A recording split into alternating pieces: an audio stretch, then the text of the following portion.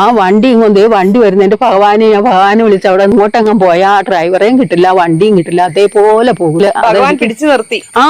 അത് ശരി. മുഴക്കോട് ശ്രീകൃഷ്ണസ്വാമി ക്ഷേത്രത്തിലെ വിശേഷങ്ങളാണ് ഇന്ന് നമ്മൾ കാണാൻ പോകുന്നത്. സ്വാമി ക്ഷേത്രത്തിലെ ഭഗവാനെ സേവിക്കുന്ന കൗസല്യമ്മയാണ് നമ്മളൊപ്പം ഉള്ളത്. എനിക്ക് ഭഗവാന്റെ അടുത്ത് പോയി ഭയങ്കര ഒരു അനുഭവം എന്ന് പറഞ്ഞാല്, എന്റെ വീട് ജംഗ്ഷനിലാണേ, ഒരു കവലയാണ്. വീട് ഇച്ചിരി താഴെ, റോഡും ഇച്ചിരി പൊക്കത്തിലുമാണ്. അപ്പൊ മേളിലേക്ക് മെഡിസിൻ കമ്പനി ഉണ്ട്, മേളിലേക്ക് പോണ ജംഗ്ഷനിൽ ഒരു മെഡിസിൻ കമ്പനി ഉണ്ട്. അങ്ങോട്ട് വലിയ ലോഡുകളും വലിയ വണ്ടികളൊക്കെ ഒത്തിരി വന്നണ്ടേ.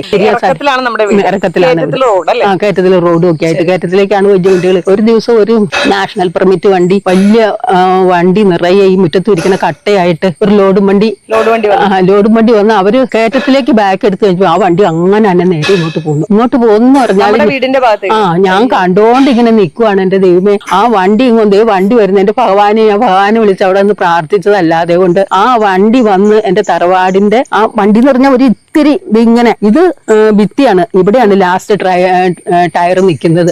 അങ്ങനെ നിന്ന് വണ്ടി മേൽക്കൂരയായിട്ട് കുത്തി ഇങ്ങനെ അവിടെ നിന്ന് സ്റ്റക്കായി ആ വണ്ടി എന്നുള്ളതാണ്. അവിടെ നിന്ന് ഭയങ്കര അതിശയം എന്ന് വെച്ചിട്ടുണ്ടെങ്കിൽ ആ വണ്ടി ഇത്തിരി ഇങ്ങോട്ട് ഇത്തിരി അങ്ങ് മാറിയ ആ റൂമിൽ കുട്ടികൾ കിടന്നുറങ്ങുന്നു. അവിടെ വീടിന്റെ ആ റൂമിൽ കുട്ടികൾ കിടന്നുറങ്ങുന്നുണ്ടായിരുന്നു. 11 മണി സമയമാണ് പകലെ. അപ്പൊ ആ വണ്ടി ഇങ്ങനെ വന്ന് ആ ഭിത്തി അങ്ങ് അടന്നു പോയാൽ അവിടെ കുട്ടികൾ കിടന്നുറങ്ങുന്നു. ഈ വണ്ടി ഇങ്ങനെ അല്ലെങ്കിൽ ഇച്ചിരി ഇങ്ങ് മാറി നേരെ വഴി ഇങ്ങനെ താഴേട്ടുണ്ട്. ആ വഴിയുടെ താഴോട്ട് പോയി താഴെയൊക്കെ ഇങ്ങനെ ഒത്തിരി താഴ്ന്ന സ്ഥലങ്ങളാണ്. അപ്പൊ അങ്ങോട്ടെങ്ങും പോയാൽ ആ ഡ്രൈവറേയും കിട്ടില്ല, വണ്ടിയും കിട്ടില്ല, അതേപോലെ പോകും. അങ്ങനെയുള്ള ഒരു സാഹചര്യത്തില് പിടിച്ചു നിർത്തി. അത് ശരിക്കും ഞാൻ ഭഗവാൻ അവിടെ വന്ന് തടുത്ത് നിർത്തി എന്ന് പറഞ്ഞോണ്ട് എനിക്കത് ഭയങ്കര ഒരു അനുഭവം തന്നെ.